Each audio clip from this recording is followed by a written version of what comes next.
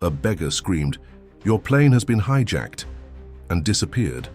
The millionaire scoffed until he saw the police surround the aircraft. Who was she? And how did she know about the attack before anyone else? What happened next left the entire country in shock. If this story interests you, don't forget to subscribe to our channel and tell us from which city you are watching us. We continue.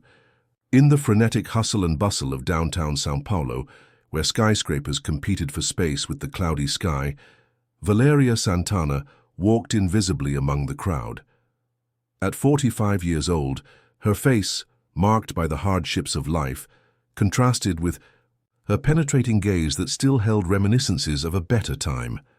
Dressed in worn-out clothes, she carried a small backpack containing her few belongings. 3 years ago, the streets of Brazil's largest metropolis had become her unlikely home. The viaduct was bustling with the incessant movement of people in a hurry, oblivious to Valeria's existence. Executives in impeccable suits walked around, absorbed in their smartphones, while street vendors advertised their wares at the top of their lungs. The urban cacophony, honking horns, interrupted conversations, the roar of buses, formed the soundtrack of everyday life that Valeria observed with the perspicacity of someone who had plenty of time to analyze the world around her. "Good morning, Valeria," greeted Sir Josue, a man who was selling coffee from a cart near the steps of the municipal theatre. He was one of the few who saw her as a person. "Good morning, Mr. Josue. Is business good today?" she replied, accepting the cup of coffee he offered her for free every morning. "I can't complain. And how did you spend your night?" Valeria shrugged. "As usual. The hostel was full. I waited in line but couldn't find a place. I slept near Praça da República." As they were talking, a man caught Valeria's attention. Tall, with grey hair and an impeccably tailored navy blue suit, Elias Müller got out of a Mercedes in front of the building of BM Incorporações, one of the largest real estate companies in the country.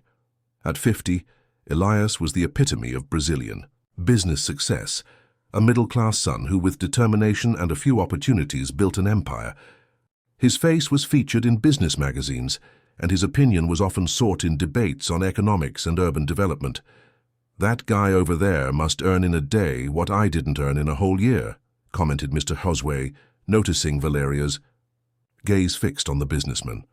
She nodded silently, but her gaze held no envy, only contemplative curiosity. In another life, Valeria had also known professional success. On the 28th floor of the mirrored building, Elias entered his spacious office with a panoramic view of downtown São Paulo. Rosa, his secretary for over 15 years, was already waiting for him with a folder of documents and a cup of coffee. "Good morning, Mr. Elias.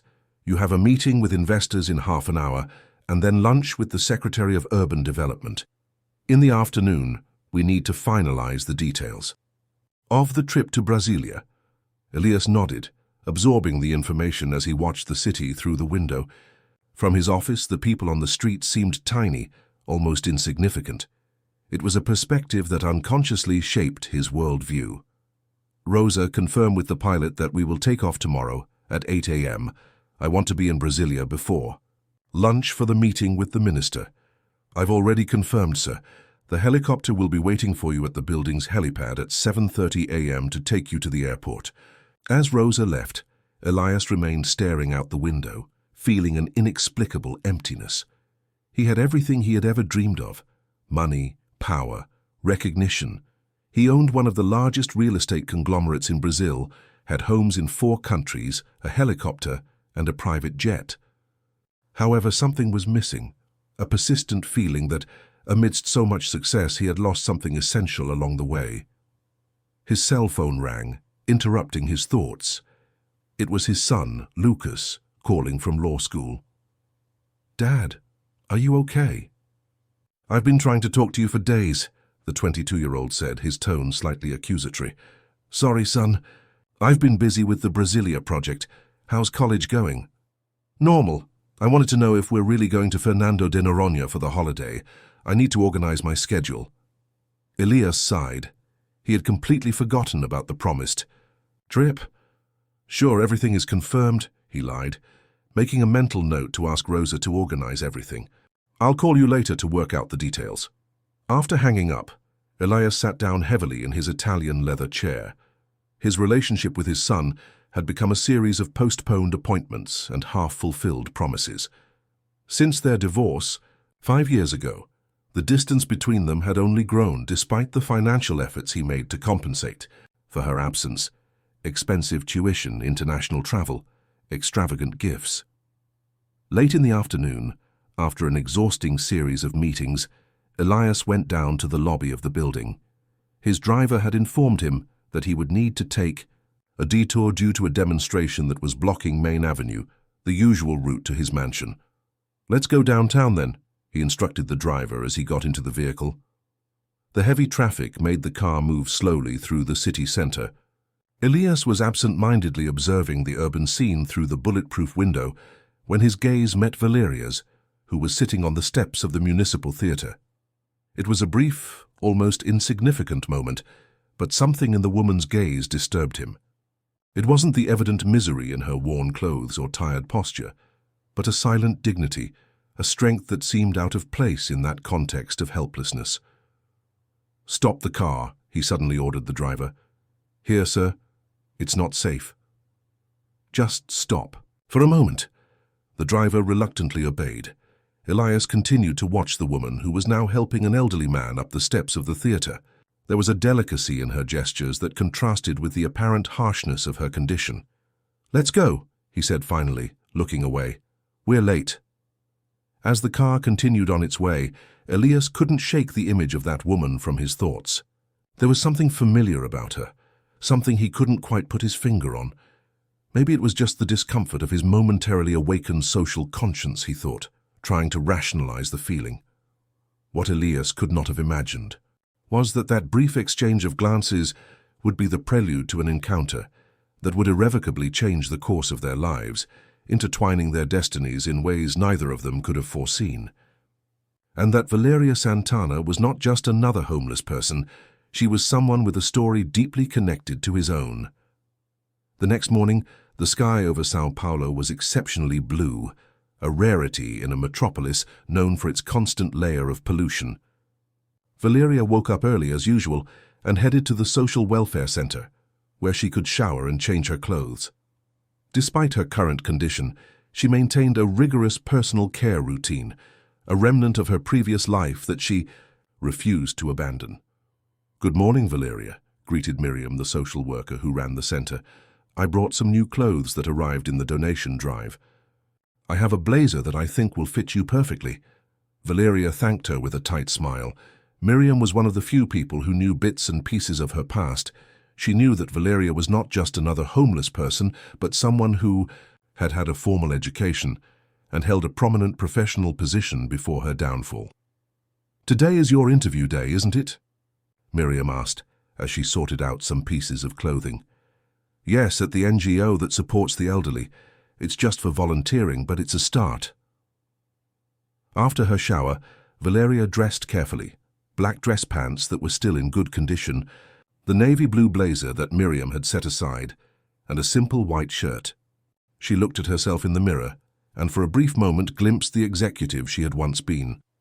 Her hair, now streaked with grey, was tied back in an austere bun, and her face, despite the expression lines accentuated by life on the streets, still maintained the dignity that Elias had noticed the day before. Meanwhile, on the helipad of the BM Incorporações building, Elias was checking his latest emails before boarding the helicopter that would take him to the airport. The trip to Brasilia was crucial.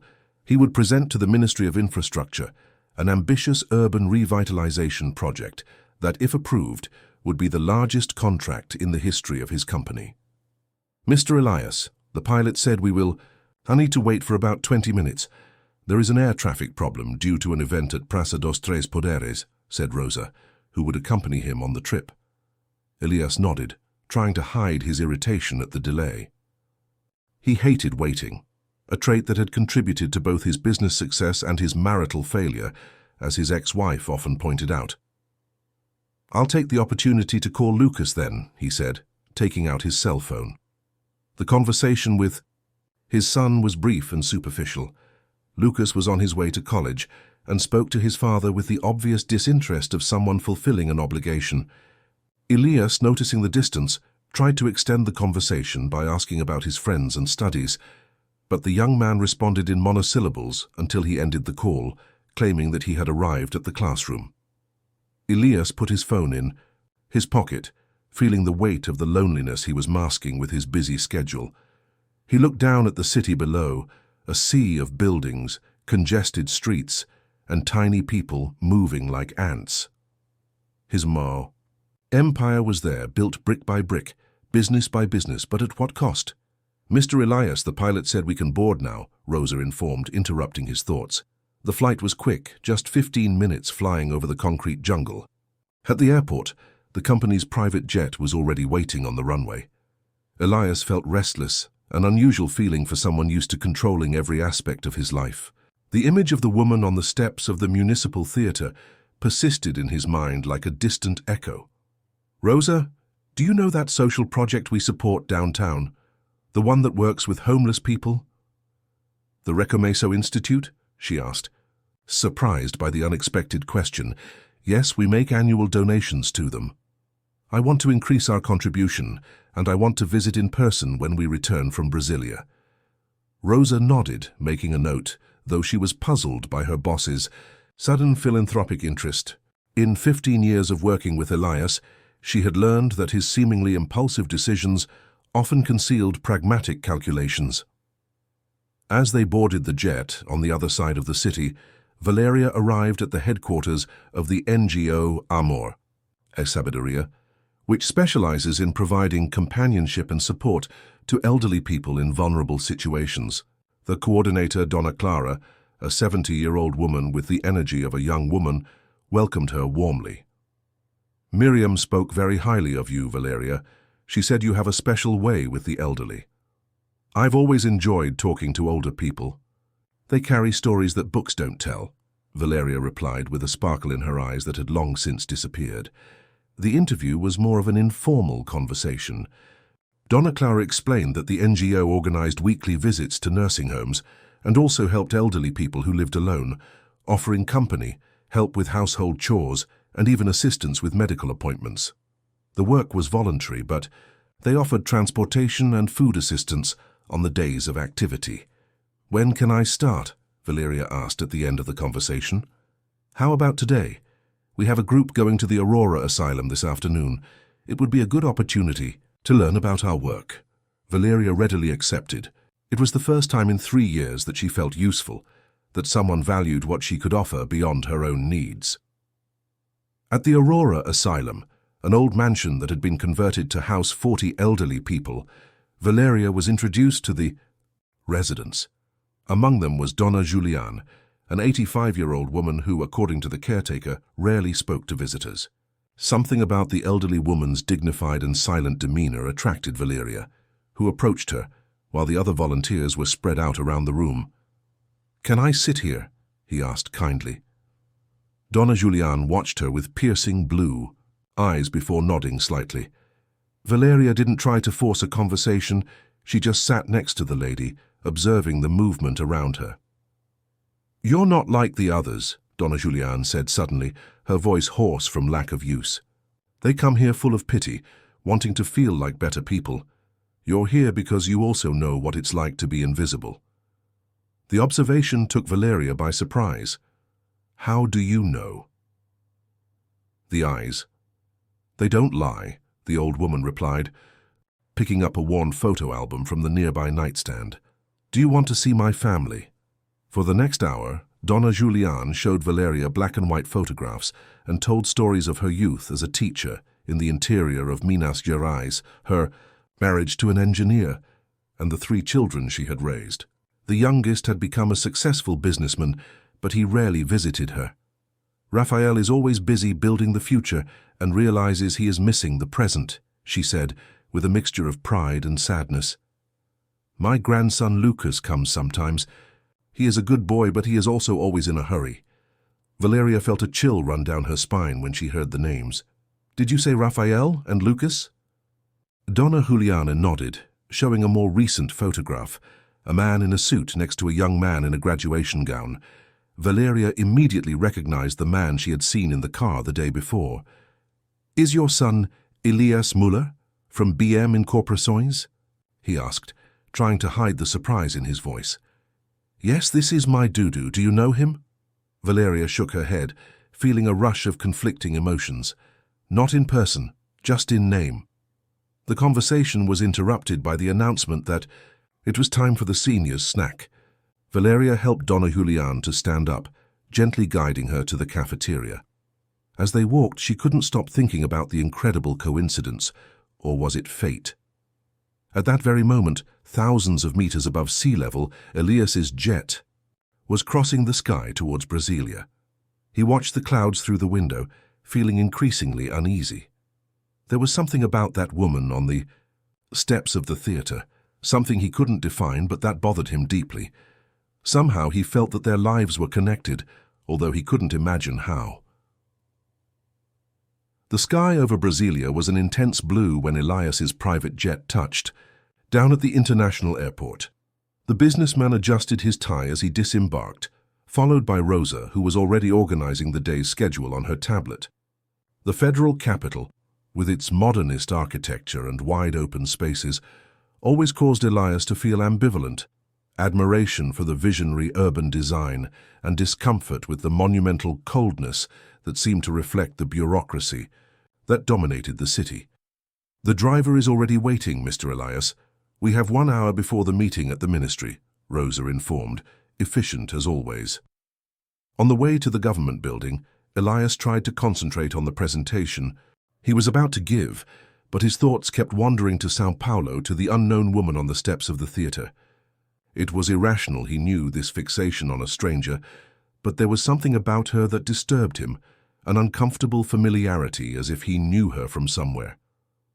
"Are you okay?" Rosa asked, noticing her boss's distraction. "Yeah, just thinking about some tweaks to the presentation," he lied, forcing himself back to the present.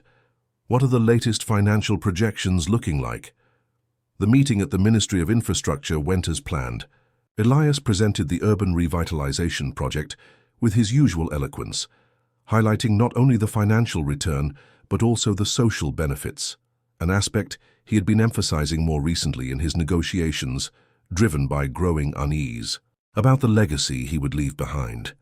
"Mr. Müller, your proposal is impressive," the ministry's executive secretary commented after the presentation, "especially the integrated social housing component.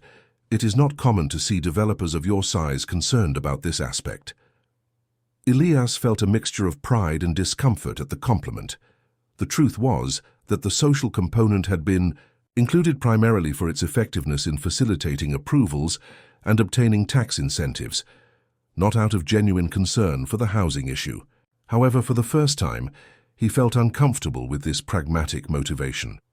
"I believe that urban development is only truly sustainable when it benefits all segments of society," he replied, surprised by the unexpected sincerity in his voice.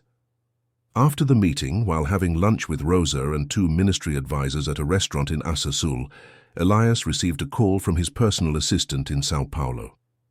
"Mr. Müller, I'm sorry to interrupt, but I thought you might like to—" "No, your mother had an illness at the nursing home this morning." Elias felt his stomach sink. "Is it serious?" "No, sir. The nursing home's medical team has already seen her and said it was just a drop in blood pressure. She's fine now, but asked if you could visit her when you return from Brasilia." Elias nodded, though the assistant couldn't see him. "I'll be back tonight. Schedule a visit for tomorrow morning." As he hung up, he felt Rosa's questioning gaze on him. "My mother," he explained briefly. "Nothing serious, but I'll need to rearrange tomorrow's schedule to include a visit to the nursing home." "Sure, sir. I can postpone the meeting with the Chinese investors until the afternoon." The rest of the day in Brasilia was filled with meetings and appointments, but the worry about his mother remained like a background noise in Elias's mind. He hadn't visited her in almost 2 months, always putting it off, always too busy. The guilt, a constant companion in his rare moments of introspection, became more acute. Meanwhile, in São Paulo, Valeria left the Aurora Asylum deeply impacted by her encounter with Dona Julián. The coincidence was too great to ignore. Meeting the mother of the man who had aroused her curiosity the day before seemed like fate. You did very well today, praised Donna Clara, the NGO's coordinator, as they walked to the bus stop. Donna. Julianne rarely talks so much to anyone, especially on a first visit. She's a special lady, Valeria replied, hesitating before asking. She mentioned she was feeling unwell earlier today. Is everything okay? Donna Clara nodded. Yes, just a drop in blood pressure. It's common at her age. The medical staff at the nursing home are excellent. Valeria felt a protective impulse toward the elderly woman, something she hadn't experienced in a long time. Can I come back tomorrow? I know it's not on the schedule, but I'd like to see how she's doing. Of course you can. I would be very happy to have you as a regular volunteer. That night, as she prepared to sleep at the municipal shelter where she had found a place, Valeria mentally reviewed the day's events. The unexpected connection with Donna Julianne had awakened memories of her own past, of the promising career she had built, of the family she had lost, of the choices and circumstances that had led her to the streets of São Paulo. Born into a middle-class family in Belo Horizonte, Valeria had graduated with honors in business administration. Her intelligence and determination quickly led her to leadership positions in the commercial aviation industry, where she worked for 15 years, eventually becoming chief operating officer of a large national airline. The collapse came when the company went into crisis following a corruption scandal involving overpriced government contracts. Although she was not directly involved, Valeria was used as a scapegoat by the real perpetrators, powerful people with political connections who needed someone to take the blame. The false accusations destroyed her reputation and career. The stress of the lawsuit led to the end of her marriage, and her life savings were consumed by lawyers. Even after she was exonerated, no company in the industry would hire her. Little by little, she lost everything: her apartment, her car, her dignity. When her money ran out, she was forced to sleep in shelters until the streets became her permanent home. Valeria, are you awake? The voice of Marisa, a lady with whom he shared a room at the hostel, interrupted his reflections. Yeah, just thinking. You seem different today. Did something good happen? Valeria smiled in the dim light. Maybe. I got a volunteer job, and I met a lady who reminded me of when I had a purpose. That's wonderful, Marisa exclaimed with genuine joy. I've always said that you don't belong on the streets. You have education, you have class. One day your life will get back on track, you'll see. Valeria was grateful for her companion's optimism, although she did not fully share her confidence. 3 years of helplessness had eroded her hope, leaving only a stoic acceptance of her condition. However, meeting Donna Julianne had planted a small seed of possibility in her heart. The next morning, Elias landed in São Paulo before dawn. His driver took him straight to his mansion, where he took a quick shower and changed his clothes before heading to the Aurora Asylum. It was the first time in weeks that he had started his day without stopping at the office, a break from his rigid routine that even his driver found strange. Straight to the asylum, sir? The man asked, clearly surprised. Yes, Carlos, and we're in no rush today. The nursing home was quiet when Elias arrived, shortly after 8 a.m. The receptionist greeted him with the familiarity of someone who was already accustomed to his rare visits. Good morning, Mr. Muller. Your mother is in the garden having breakfast. She will be very happy to see you. Elias walked through the wide, well-lit hallways of the nursing home, noticing the care taken with the decoration and cleanliness that his money guaranteed. He paid a small fortune each month so that his mother would have the best possible treatment, although he knew deep down that no amount of money could compensate for her absence. In the inner garden, a well-kept green area with tables spread out under leafy trees, he found Donna Julianne sitting alone, drinking coffee while reading the day's newspaper. Upon seeing him, the elderly woman's face lit up with a warm smile. Dudu, what a nice surprise. Elias leaned over to kiss his mother's forehead, feeling a wave of guilt as he realized how much she had aged since his last visit. Her hair was whiter, her face more wrinkled, but her blue eyes, the same ones he had inherited, kept the intelligent sparkle he had always admired. How are you, Mother? I heard you were feeling unwell yesterday. Oh, that? Nonsense. These doctors make a mountain out of a molehill. It was just a little dizziness. Elias sat at the table, accepting the cup of coffee that a waiter promptly offered him. He observed his mother carefully, looking for signs of weakness that she might be hiding. "And how is Lucas?" asked Donna Juliane, changing the subject. "He hasn't visited me in 2 weeks." "Okay, busy with college." Elias hesitated before admitting, "Actually, I don't see him much lately either." Donna Juliane studied her son with a shrewd gaze. "You two are so alike, always too busy for what really matters." The remark struck Elias like a well-aimed arrow. Before he could respond, however, a female voice interrupted the conversation. "Good morning, Mrs. Juliane. I came to see how you are." Elias turned around and his heart seemed to stop for a moment. There, standing a few feet away, was she, the woman he had seen on the steps of the municipal theatre, the stranger who had occupied his thoughts for the past few days. She was different now, dressed in simple but clean clothes, her hair tied back in a bun, but she was unmistakably the same person. "Valeria, my dear, come and meet my son," exclaimed Donna Juliane happily, oblivious to the sudden tension in the air. Elias and Valeria's gazes met, filled with mutual recognition and unspoken questions. Fate, through the hands of Donna Juliane, had intertwined their paths in a way that neither of them could have foreseen. The silence that fell between Elias and Valeria lasted only a few seconds but seemed to last an eternity. It was Donna Juliane who, oblivious to the tension between them, broke the moment with her usual spontaneity. "Elias, this is Valeria Santana, a wonderful volunteer I met yesterday. Valeria, my son Elias." "It's a pleasure to meet you, Mr. Muller," Valeria said with a formality that contrasted with the intimacy that Donna Juliane had established with her. Elias reached out automatically, still trying to process the coincidence. "The pleasure is mine, Mrs. Santana."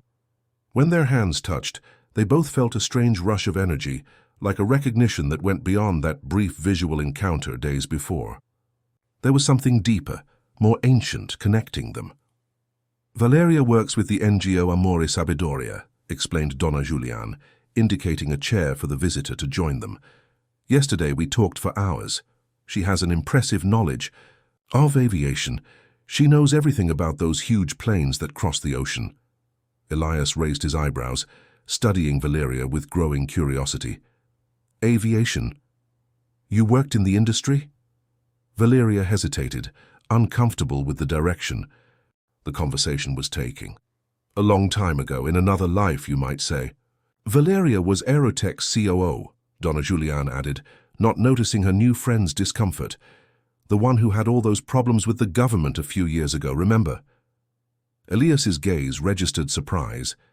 Aerotech had been one of the country's largest airlines until its collapse amid a widely publicized corruption scandal. He vaguely remembered reading about an executive who had been wrongly accused and later exonerated, but he had never put the name to the face. "Yes, I remember the case," he replied cautiously, watching as Valeria shrank slightly in her chair.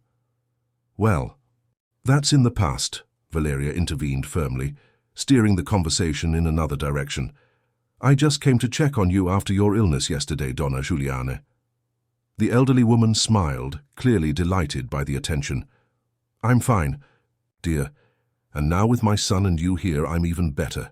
I rarely get 2 such special visitors in the same day." The remark carried a hint of disapproval directed at Elias, who caught it immediately. He felt uncomfortable, aware of his failings as a son. His professional success had come at a personal cost, and his mother was just one of the people he had neglected along the way. "Actually, I thought I'd take you to lunch today," Elias said, an idea that had just occurred to him. Then, impulsively, he added, "Would you like to join us, Mrs. Santana?" The invitation surprised both Valeria and himself. He saw the hesitation in her eyes, a mixture of distrust and curiosity.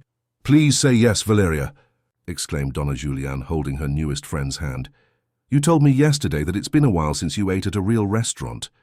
Valeria blushed slightly, embarrassed by the revelation of her financial situation. "I don't want to disturb a family lunch. It wouldn't be a problem at all," Elias assured her, increasingly intrigued by this woman who had been a respected executive and was now working as a volunteer while apparently living in precarious conditions. In fact, I'd be delighted to hear more about your experiences in the aviation industry. After a few moments of hesitation, Valeria accepted the invitation. An hour later, the three of them were seated at a reserved table at Fasano, one of the most exclusive restaurants in São Paulo. The contrast between the luxurious surroundings and the simplicity of Valeria's clothes was evident, but she maintained a dignified posture that left no doubt about her past in corporate environments. "So, Mrs. Santana," Elias began after they had placed their orders, "my mother mentioned that you worked at Aerotech." Valeria took a sip of water, gathering her thoughts.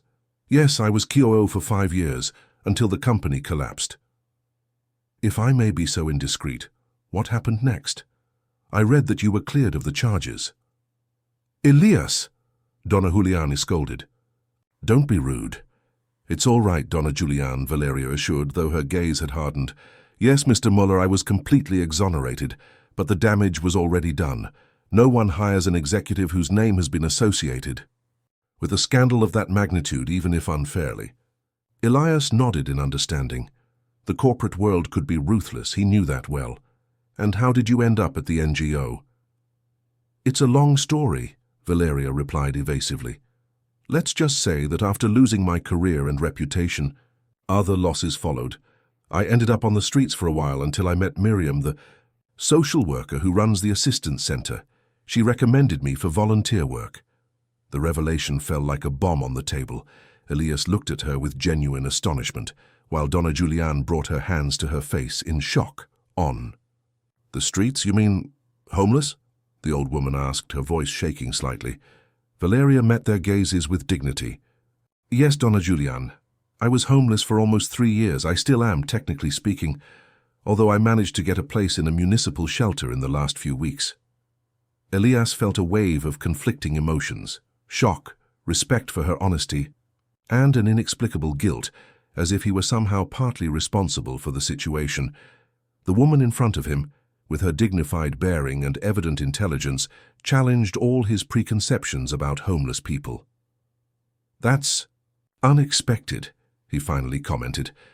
Valeria gave a bitter smile. "Life is like that, Mr. Muller.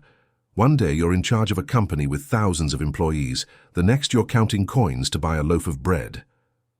Lunch continued in a lighter mood after this initial revelation, with Donna Juliana skillfully steering the conversation to less sensitive topics.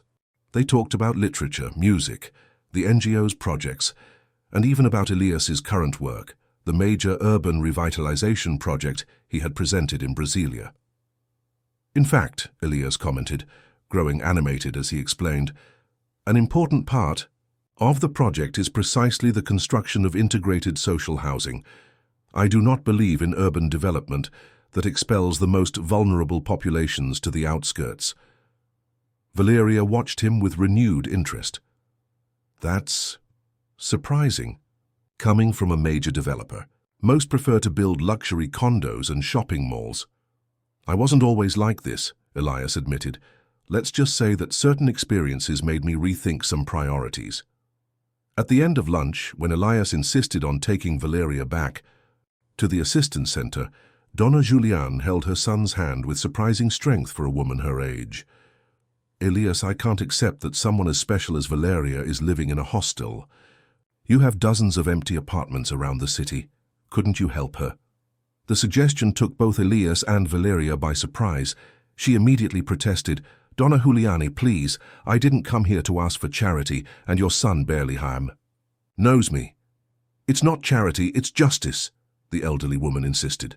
"A woman with your education and experience, who has been disgraced by injustice, deserves a second chance." Elias studied Valeria closely, noting the blush of embarrassment on her cheeks and the dignity with which she tried to refuse her mother's suggestion. Something stirred within him, a mixture of admiration and a genuine desire to help that he rarely experienced in his usual philanthropic dealings, always calculated to maximize the return in terms of public image. "I have a better proposal," he finally said. We are expanding the social responsibility department of BM Incorporações, especially with this new project in Brasilia. We need someone with management experience and social sensitivity to coordinate the initiatives. It would be a paid position, of course, with full benefits. It was Valeria's turn to look at him in surprise. "You're offering me a job? Based on what? You don't even know my work." "I know your history. And my mother, who is an excellent judge of character, clearly approves of you. As for the rest, we can start you on a probationary period if you prefer." Donna Juliana applauded excitedly, while Valeria seemed torn between distrust and hope. After a long moment of silence, she nodded slowly. "I accept the probationary period, but I want to make it clear that I do not accept favors. If you are not satisfied with my work, you should fire me as you would any other employee." Elias smiled, extending his hand to seal the deal. "Deal. And to start you off on the right foot, I'll provide temporary accommodation in one of the corporate apartments we maintain for visiting executives, until you can find a place of your own on your new salary." As they left the restaurant, Elias couldn't shake the feeling that this impulsive decision would mark a turning point in his life. There was something about this woman, a strength, a dignity in the face of adversity, that resonated deeply with him, awakening feelings and questions he had buried beneath years of ambition and pragmatism. What neither of them could have imagined, as they headed in seemingly opposite directions that late afternoon, was that the true reason behind their strange connection was yet to be revealed, a family secret buried for decades that, when discovered, would shake the foundations of everything they thought they knew about themselves and their stories. A week after lunch at Fasano, Valeria was looking out at the city from the window of the corporate apartment she was now temporarily occupying. Located on the 20th floor of a building in the Avenida Principal area, the property offered a panoramic view of São Paulo that took her breath away every morning. It was a spacious studio, furnished with minimalist elegance, much more luxurious than any place she had lived in recent years, but modest by BM Incorporações standards. Her first day of work had been scheduled for that morning. So after taking a long shower, a luxury that still thrilled her after so long relying on quick showers in hostels, Valeria put on the navy blue suit that Miriam had donated for her. It was second-hand, but of good quality, and fit her slender body perfectly. She looked at herself in the mirror and for a moment glimpsed the confident executive she had been before everything fell apart. "You can do it," she murmured to her reflection, straightening her neat bun. "It's just another corporate meeting. You've been through hundreds of them." The driver sent by Elias, a discreet man named Milton, was waiting at the entrance to the building. During the journey to the headquarters of BM Incorporações, Valeria observed the city with new eyes. The same streets that she had walked as an invisible person in recent years now paraded through the window of an executive car. The irony was not lost on her. "We're here, Mrs. Santana," Milton announced, parking in front of the imposing glass and steel building that housed the company's headquarters. At the reception, a young woman in an impeccable suit greeted her with a professional smile. "Mrs. Santana, Mr. Muller is waiting. Please follow me." As she followed the receptionist through the wide, elegant hallways, Valeria felt curious glances from the employees. Surely the news that Elias had personally hired someone for the social responsibility department had already spread, generating speculation. Elias was waiting for her in a meeting room, accompanied by a middle-aged woman Valeria recognized as Rosa, his executive secretary. "Good morning, Mrs. Santana," Elias greeted, standing up to greet her. "Welcome to BM Incorporações. This is Rosa Salin, my assistant. She will help you get settled in during the first few days." Rosa greeted her with a firm handshake and an appraising look that didn't hide her curiosity. "It's a pleasure, Mrs. Santana. Mr. Mueller spoke very highly of you." The morning passed in a whirlwind of information, presentations about the company, explanations about the new department she would help structure, meetings with representatives from other sectors. Valeria absorbed everything with the efficiency of someone accustomed to the corporate environment, taking precise notes and asking pertinent questions that clearly impressed her interlocutors. "You're doing very well," Elias commented. When they were finally alone for a quick lunch in the building's restaurant, "Many are still wondering why I hired an outsider for this position, but your questions at the meeting with the legal department shut up a lot of mouths." Valeria smiled slightly. "Thank you for the opportunity, Mr. Muller. I don't intend to waste it. Elias, please, if we're going to work together, we can put formalities aside." She nodded, though she still felt uncomfortable with the familiarity. There was something about his gaze that disturbed her, not in a negative way, but as if he was constantly trying to decipher a riddle by looking at her. "You mentioned at the meeting that you've worked on housing projects before," Elias said as they ate. "Was it at Aerotech?" Valeria shook her head. "No, it was volunteer work I did on the side, through an NGO that helped communities affected by natural disasters. I helped coordinate the reconstruction of a village in the interior of Bahia after a flood." "Impressive. And why did you choose to get involved with this? It's not exactly something most executives would do in their spare time." The question took her by surprise.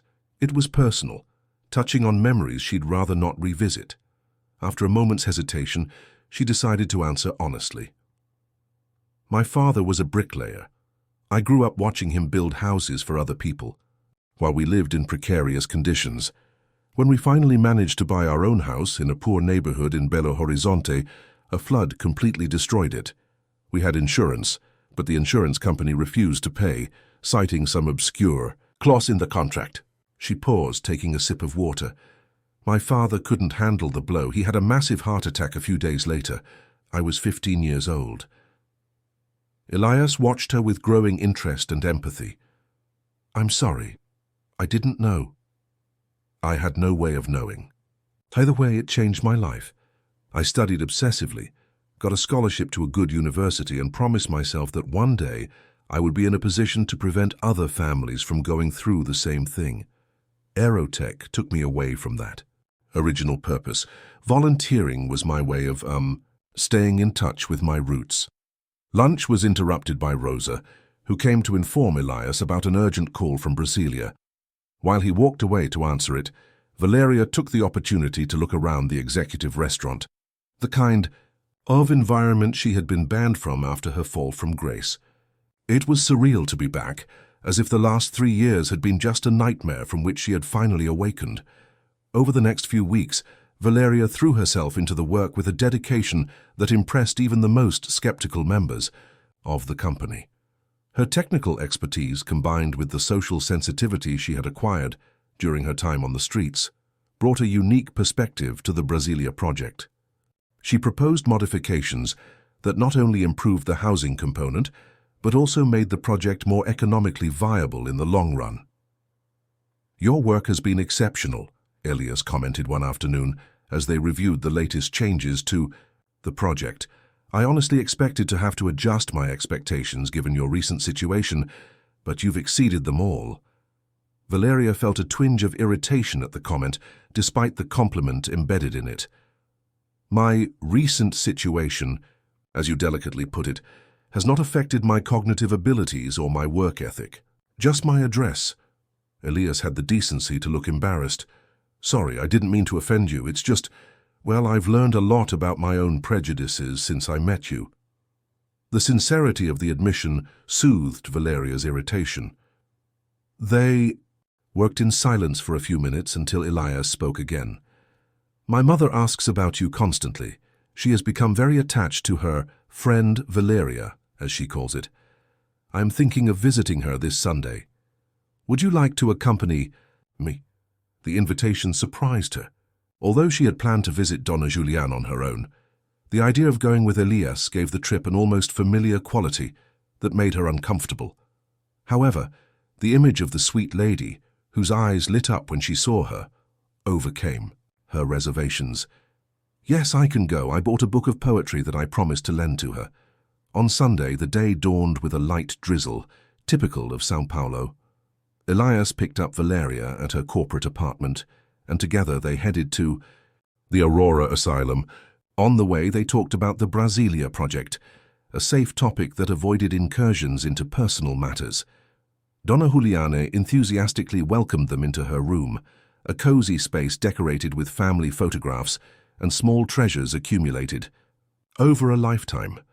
What a joy to see you two together, he exclaimed, kissing his son and hugging Valeria with equal affection. Come sit down. I asked them to bring you coffee and those cookies you like, Dudu. As they chatted, Valeria noticed a carved wooden box on the dresser. It looked antique and was carefully positioned among framed photographs. This box is beautiful. Donna Julian, he commented, pointing to the object. The old woman's eyes lit up. Ah, it's my most precious treasure. It was a gift from my late husband when we got married. I keep my fondest memories there. She paused, then added excitedly, Would you like to see it? Before Valeria could respond, the lady was already standing up with surprising agility to get the box. Elias watched the scene with a tender smile, clearly happy to see his mother so excited. Donna Juliana placed the box on the table and opened it with reverential care. Inside were yellowed envelopes, old photographs, small objects with personal meaning, and at the bottom, a notebook with a worn leather cover. This is my husband Andre's diary, she explained, carefully removing the notebook. He started writing it when we met and continued until a few days before he left. I haven't read it in over 20 years. Some memories are too painful. Elias looked surprised. I never knew Dad kept a diary. Your father was a private man. Dudu. He kept his deepest thoughts in these pages. She hesitated, then held the notebook out to her son. Maybe it's time you got to know more about who he really was. Elias accepted the diary with visible emotion. Although Valeria felt like an intruder in that family moment, Donna Julian made a point of including her, showing photographs and telling stories that made the three laugh and, occasionally, get emotional. After coffee, when Elias was momentarily absent to answer a phone call, Donna Julian held Valeria's hand with surprising firmness. I'm so glad you came into our lives, darling. My son has been different since he met you. More present, more human. Valeria blushed slightly. I think you're exaggerating, Donna Julian. We're just co-workers. The old woman smiled with the wisdom of years. Maybe for now, but I see the way he looks at you as if he's trying to solve a puzzle, and the way you try not to look at him, which is equally revealing. Before Valeria could protest, Elias returned, and the conversation moved on to other topics. As they said goodbye, Donna Julian insisted that Elias take the diary to read calmly. There are things in there you need to know, son. Family stories I've never had the courage to tell. Non. The way back, Elias remained unusually silent, his father's diary in his lap like an object loaded with potential revelations. Valeria respected his silence, lost in her own thoughts about the pleasant afternoon they had shared. Do you mind if we take a detour? Elias asked suddenly, when they were near the city center. There's a place I want to show you. Intrigued, Valeria agreed. Elias gave directions to the driver, who took them to Trianon Park, a green oasis in the heart of Main Avenue. Despite the light drizzle that was still falling, the businessman suggested a walk. I come here sometimes when I need to think, he explained as they walked along a tree-lined trail. It's one of the few places in São Paulo where I can disconnect from the frenetic pace of the city. Valeria nodded, understanding the sentiment perfectly. During her years on the streets, parks had been her favorite refuge. Places where she could sit on a bench and be treated like any other person enjoying public space, not like an unwelcome intruder. What did you talk to my mother about while I was on the phone? Elias asked abruptly. The question caught her off guard. Nothing special. She showed me some more photographs, told me stories about when you were a child. Elias smiled, a melancholy smile that didn't reach his eyes. She likes you a lot. She says you remind her of someone, though she can't say who. Valeria felt a shiver that had nothing to do with the drizzle. The feeling of familiarity she had experienced when she met Donna Julian also intrigued her. There was something in the old woman's gaze, in certain gestures, that awakened distant echoes in her memory. Elias, he began hesitantly, you never explained to me exactly why you decided to offer me that job. Was it just a charitable gesture suggested by your mother, or was there another reason? He stopped walking, turning to look at her directly. The intensity of his blue gaze, so similar to Donna Julian's, made her hold her breath. From the moment I saw you on those steps of the Municipal Theatre, I felt something, an inexplicable connection, as if we already knew each other, as if there was something important I should know about you. I thought I was going crazy until I saw how my mother reacted to your presence. Valeria felt her heart race, confused by the direction of the conversation and her own conflicting emotions. Part of her wanted to retreat, to protect herself from vulnerability. Another part yearned to explore this strange connection she had also felt. And now, with this journal, Elias continued, holding up the leather notebook, I have a feeling I'm about to discover something that will change everything. Before Valeria could respond, thunder cracked overhead, and the drizzle turned into a heavy rain. They ran together to a nearby gazebo, laughing like children as they tried to find shelter. When they finally stopped panting under the protective roof, they were only inches apart. For a moment, time seemed to stand still, charged with unspoken possibilities. It was Elijah who broke the spell, taking a step back. We should go back before the rain gets worse. On the way back to the car, walking under a shared umbrella, Valeria sensed that they were on the threshold of something profound and potentially life-changing. Andre Muller's diary, now protected inside Elias's jacket, seemed to pulse with secrets waiting for the right moment to be revealed.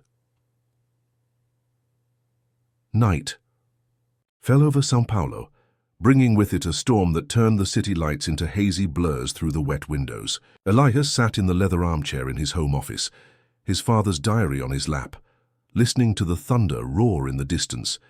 He had been putting off this moment ever since he returned from the park, busying himself with trivial tasks, as if he feared the revelations those yellowed pages might contain. Finally, taking a deep breath, he opened the notebook.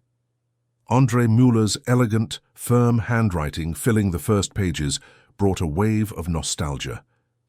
His father, a respected engineer and man of few words, had died 15 years earlier, victim of a massive aneurysm. Elias was then 35 years old and had already taken over the management of the family construction company, transforming it into the real estate giant it had become under his leadership. The first few chapters of the diary were relatively mundane, reflections on projects, brief mentions of everyday life, a few veiled critiques of the political situation of the time. But as he read on, Elias found more and more references to his mother, Julianne, and the romance that had blossomed between them. It was strange and moving to read about his parents as young lovers, to see them through each other's eyes. It was when he came to an entry dated March 1974 that his heart seemed to freeze in his chest. Today I met Helena again. After all these years, she showed up at the office without warning, even more beautiful than I remembered.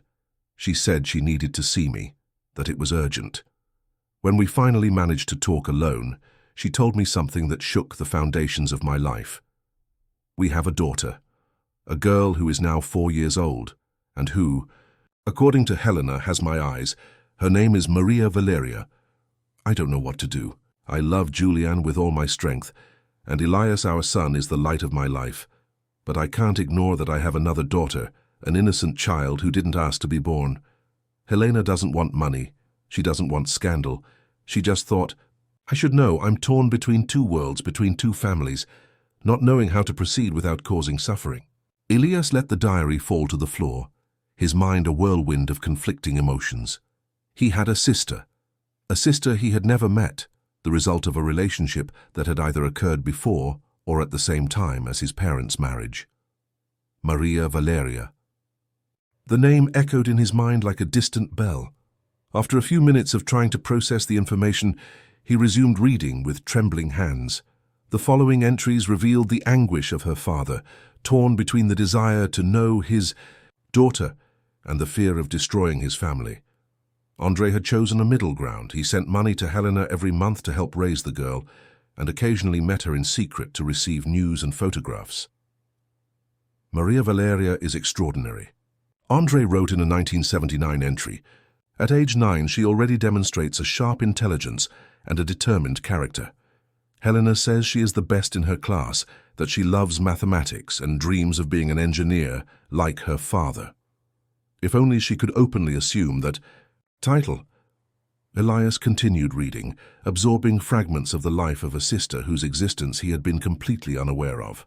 Through his father's words, he followed Maria Valeria's growth, her academic achievements, her strong temperament, her admission to the Federal University of Minas Gerais to study business administration. The last mention of her was in 1997, shortly before Andre's death.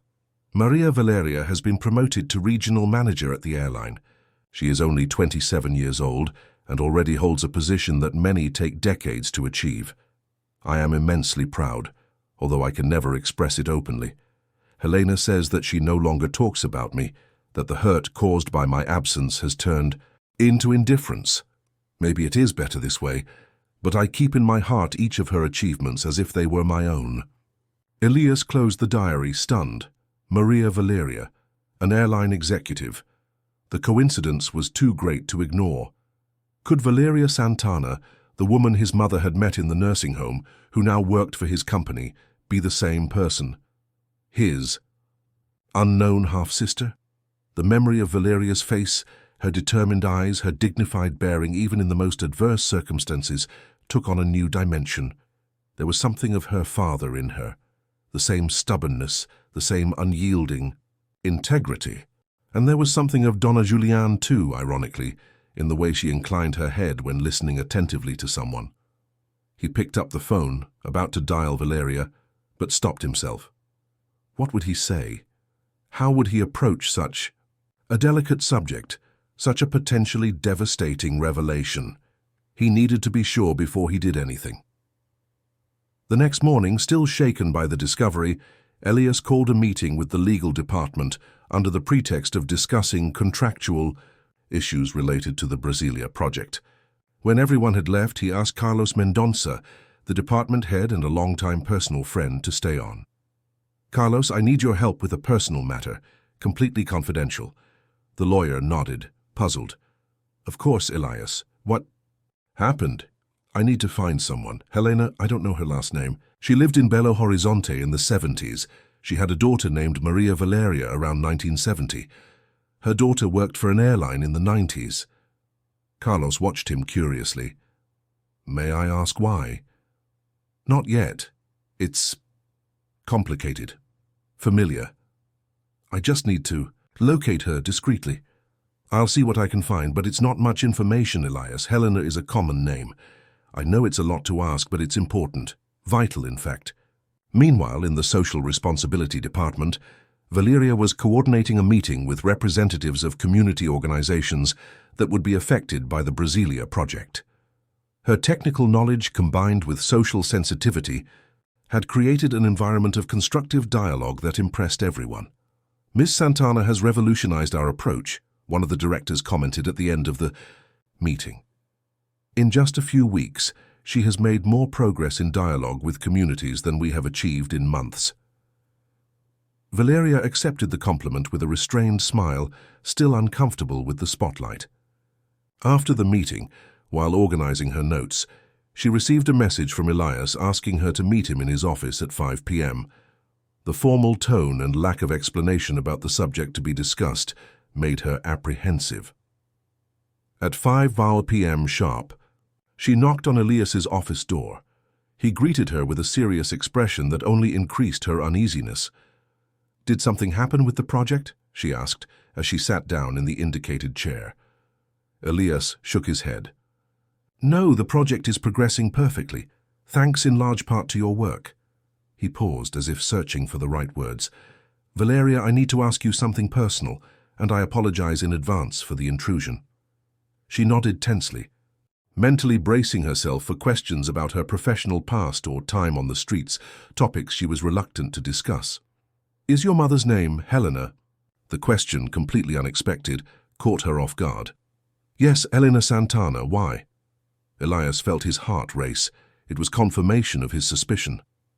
"And your father? Who was he?" Valeria frowned, clearly uncomfortable. Why the sudden interest in my family? Please, Valeria, it's important, she sighed. I never knew my biological father. My mother was single when she got pregnant. She said he was a committed man who could never be open about our relationship. When I was a child, he sent me money, regularly, and sometimes came for short visits. After that, our contact became less frequent. Did she mention his name? Andre, that's all. When I asked more, she changed the subject. When I was a teenager, I stopped asking. It was a painful topic for both of us. Valeria looked at him with growing suspicion. Elias, why do you ask these questions? What's going on? In response, he opened a drawer and took out the diary, placing it on the table between them. My father was also called Andre Muller. Valeria looked at the notebook, confused. I don't understand. My mother gave me his diary yesterday.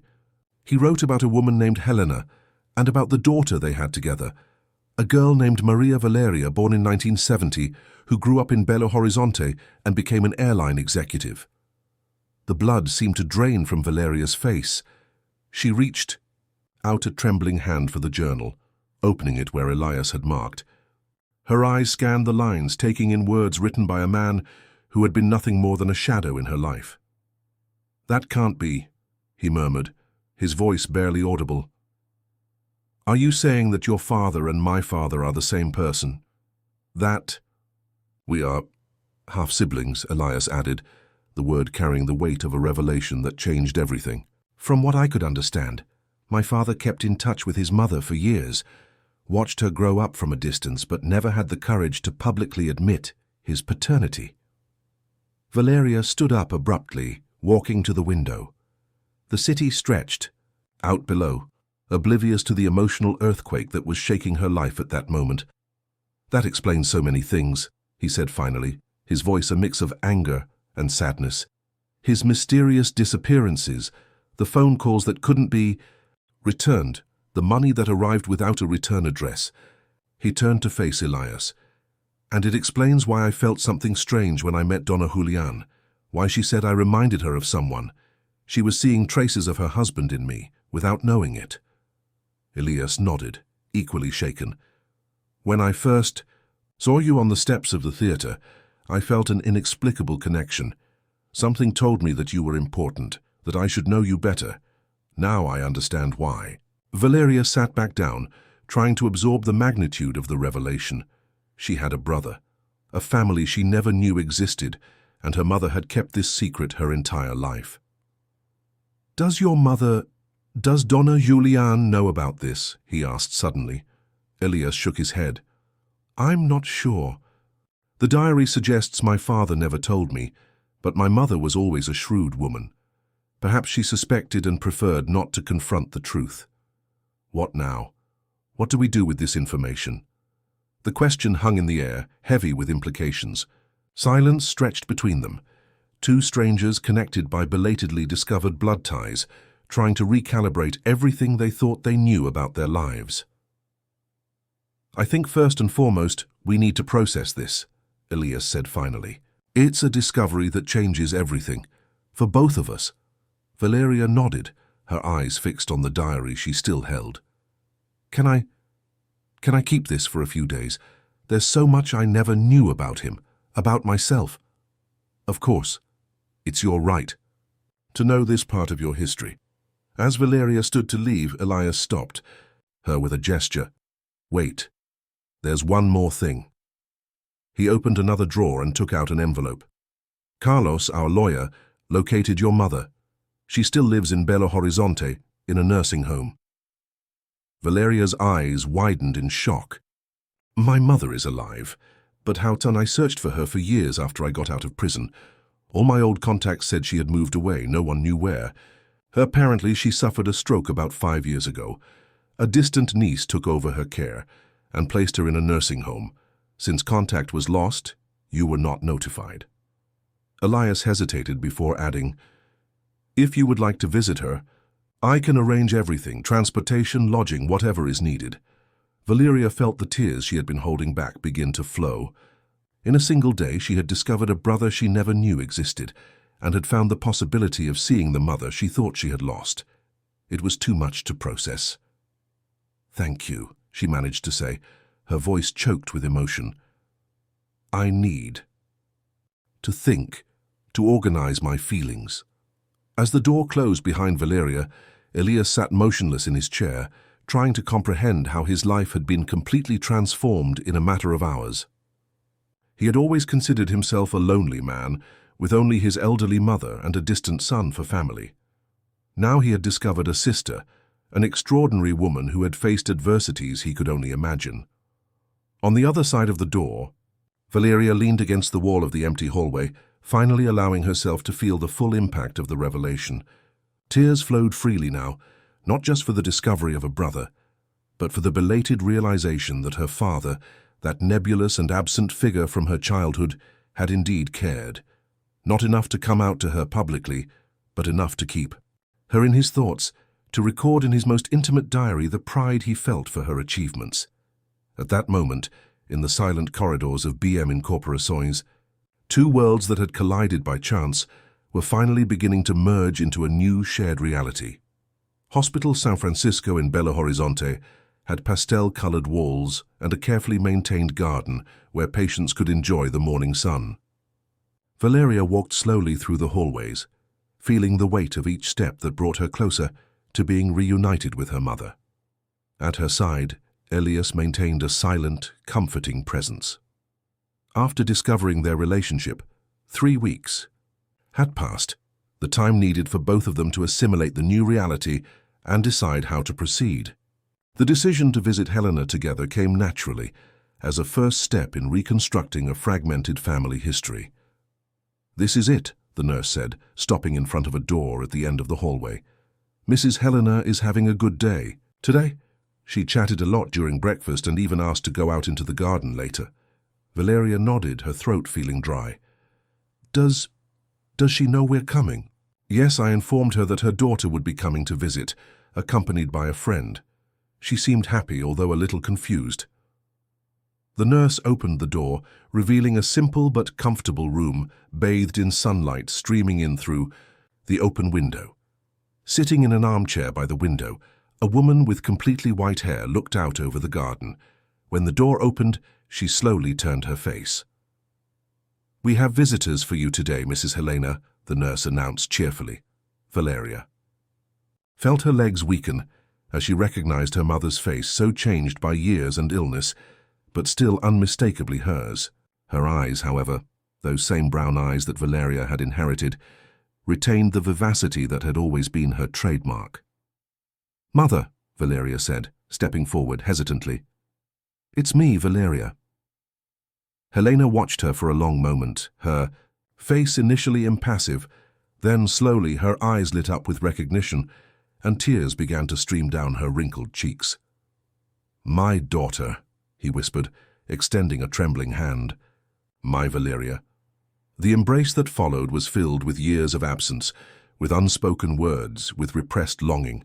Valeria felt her mother's fragile body against hers, noticing how she had diminished, as if she were shrinking as she grew older. When they finally separated, Helena noticed the presence of Elias, who had remained discreetly at a distance. Her eyes widened in shock, the color draining from her face. "André?" he asked, his voice shaking. Elias approached gently. "No, Mrs. Helena, I am Elias, son of Andrew." Helena watched him intensely, her eyes roaming every detail of his face, recognizing features of the man she had loved decades ago. "Julian's son," he said finally, nodding slowly. "You look so much like your father." Then turning to Valeria with a puzzled expression, "You knew him, how?" Valeria sat next to her mother, holding her hands affectionately. "It's a long story, Mom. I met Elias by chance in São Paulo.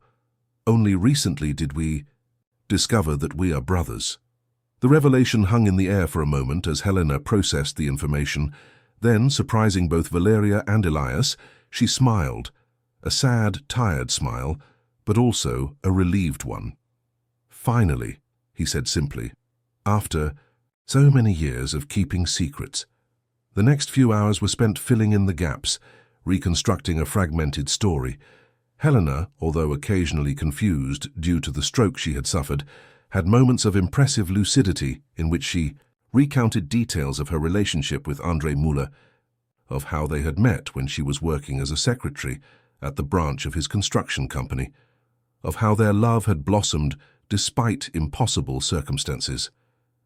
"He was already married when we met," she explained, her eyes lost in distant memories. Julian was expecting Elias. André was an honorable man. He didn't want to abandon his pregnant wife. I promised I would disappear from her life, but then I found out I was expecting a baby too. Valeria listened with a heavy heart, finally, understanding the melancholy she had always detected in her mother's eyes during her childhood. When I told him about the pregnancy, André was torn. He wanted to do the right thing, but he didn't know what right was in this impossible situation. We decided that he would stay with Julian and the child, but would help us financially and visit when possible. "Why did you never tell me the truth?" Valeria asked. No accusation in her voice, just a deep need to understand. Helena sighed. "At first, you were too young to understand. Then, when you started asking questions, I realized that the truth might hurt you, knowing that your father had another family, an official family that came first. And as you grew older, you became so determined, so independent. I was afraid you would try to confront him, that you would cause a scandal that would destroy lives." Elias, who had been listening in silence, gently intervened. "My father wrote about Valeria in his diary. He followed her life from a distance. He was proud of her achievements." Helena's eyes filled with tears again.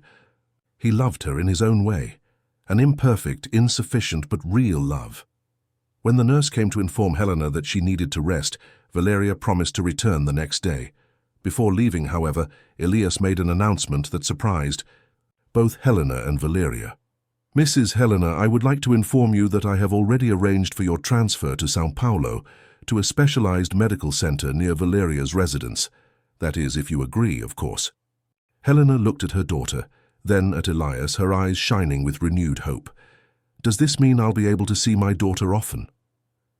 "Every day, if you want," Valeria confirmed, holding her mother's hand with overflowing emotion. The drive back to São Paulo was silent, both of them absorbed in their own thoughts. The visit had solidified something between them, a bond that went beyond the recent discovery of their kinship, a mutual understanding born of shared experience.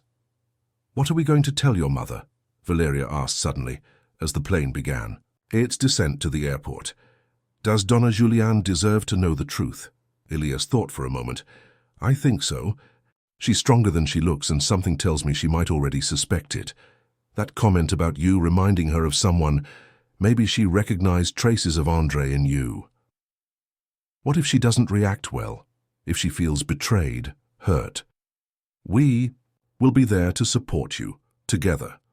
The word "und" together reverberated between them, loaded with meaning and possibilities. 2 days later, accompanied by a geriatrician, Elias and Valeria visited Donna Juliane at the Aurora nursing home. The conversation was delicate, emotionally charged, but surprisingly calm. The elderly woman listened to the revelation with a calmness that impressed both of them, occasionally nodding as if confirming old suspicions. "I always knew André kept secrets," he said finally, his blue eyes fixed on Valeria. "I saw how he was absent on regular dates, how he received phone calls that disturbed him. I once found a picture of you among his papers. You must have been about 16. When I asked who you were, he said you were the daughter of a friend. But your eyes, I recognized something familiar in them." "Have you never confronted him?" Elias asked, amazed at the strength of this woman he thought he knew so well. Donna Juliane smiled sadly. "What for? André was a good husband, a good father. What happened between him and Helena happened before you were even born, Elias. Confronting him would only bring unnecessary suffering. So I kept my own peace, knowing that he did what he could to honor his responsibilities to all of us." Turning to Valeria, he took her hands in his. "And now I can finally meet the daughter André could never publicly acknowledge. I can see in her the same determined spirit. He had the same integrity." His eyes filled with tears.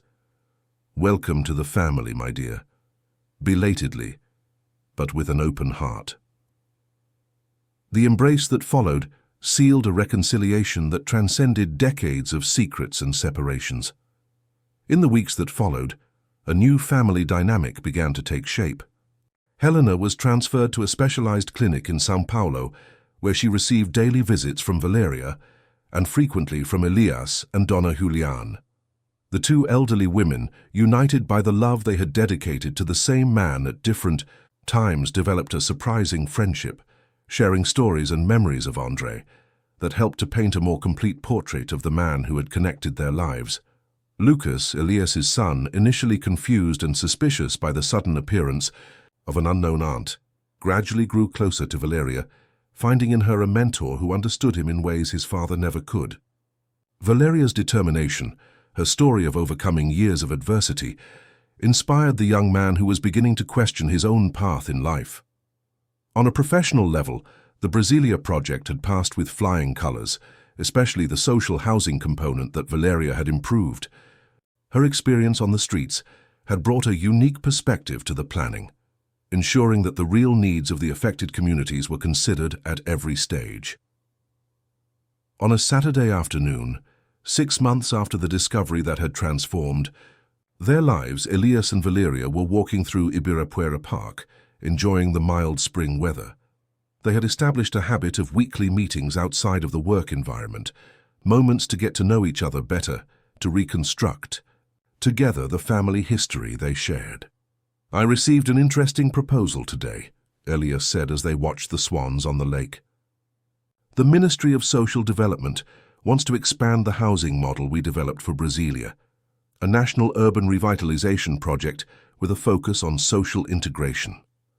Valeria smiled, genuinely happy for her brother. "That's wonderful. Elias, your work is really making a difference."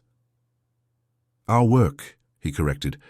"Without you, without your vision and expertise, the project wouldn't have half the social impact it has had." She accepted the compliment with a modest nod. In the past few months, she had learned to accept recognition without discomfort, to value her own contributions without diminishing them. "I was thinking," Elias continued hesitantly, "to manage a project of this magnitude, we'll need to expand the social responsibility department. In fact, perhaps turn it into its own division within the company. It makes sense. The demand for socially responsible projects is only going to grow. I would like you to run this new division, as CEO with full autonomy and profit sharing." Valeria stopped walking, surprised by the proposal. "Elias, I appreciate your trust, but are you sure? I don't want it to seem like nepotism." He smiled. "Your track record speaks for itself. The results you've achieved in the last few months are a worthy promotion. Besides, who better to lead our social area than someone who has personally experienced the flaws of the system?" Valeria thought for a moment, then nodded decisively. "I accept. But on one condition. I want to implement a training and hiring program for people in vulnerable situations. Give them real opportunities like the one I received." "Consider it approved," Elias agreed readily. "In fact, it was already in my plans to suggest something similar." They continued walking in comfortable silence until they reached a bench overlooking the Bandeiras monument. They sat down, contemplating the city that never stopped, the metropolis that had brought them together through a chance encounter that now seemed predestined. "You know what strikes me most," Valeria said after a few minutes. "How our lives were connected even before we met. How fate, or whatever force was in charge, seemed determined to bring us together." Elias nodded thoughtfully. "Perhaps our father from somewhere was trying to make amends for his greatest regret, never having been able to unite his two families." "I like to think so," Valeria agreed, smiling at her brother. The afternoon was drawing in, painting the São Paulo sky with shades of orange and pink. In the distance, the city lights were beginning to come on, creating a terrestrial constellation that rivaled the stars that would soon appear. Valeria looked at the urban skyline. The same city that had been the scene of its darkest moments was now witnessing its rebirth. "Thank you," she said suddenly, her voice thick with restrained emotion, For what? Asked Elijah, surprised. For seeing me when I was invisible, for recognizing me as more than a statistic, more than a homeless person, for giving me not just a job or a roof over my head, but dignity, family. Elias felt a lump in his throat. Thank you, Valeria. You brought purpose to my life, reconnected me with values I had forgotten in my pursuit of success, showed me that there is strength in vulnerability, nobility in adversity. They watched the sun set over São Paulo together, the unforgiving city that had separated them for years and had finally reunited them in an unexpected way. Two fragments of a divided family, now rebuilt on new foundations, not of secrets and absences, but of acceptance and understanding. As the first stars appeared in the sky, Valeria thought about all the nights she had spent outside, observing those same stars and questioning the meaning of her journey. Now finally she began to understand that each step, each fall, each moment of despair had been part of a larger path that led her here, to her brother, her rediscovered family, her renewed purpose. The woman who had once been invisible on the streets of São Paulo was now seen, heard, valued.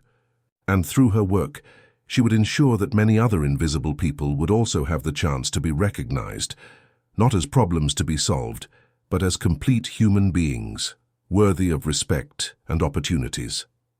The past, with its pain and secrets, could not be erased, but the future, this open horizon they now contemplated together, was full of possibilities for healing, transformation, and hope. A hope built not on illusions, but on the solid foundation of a truth finally revealed and accepted in all its complexity.